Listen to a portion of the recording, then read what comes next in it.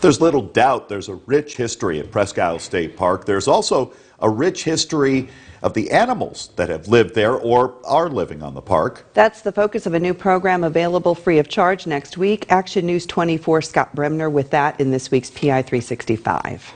For all that we know about the history of Presque State Park, there is still much we don't know.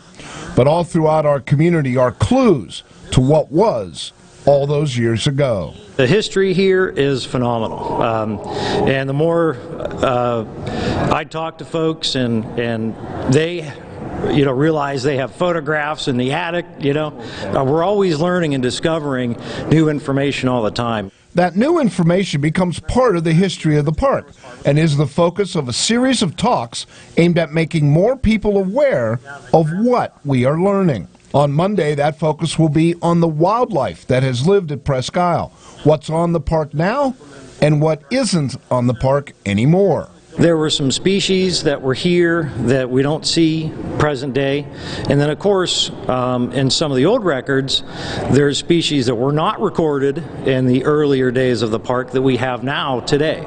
The history of wildlife is set for February 24th from 6 p.m. to 7 p.m. It will be held in room 112 at the Tom Ridge Environmental Center. There is no fee and no registration is required. With this week's PI 365, I'm Scott Bremner.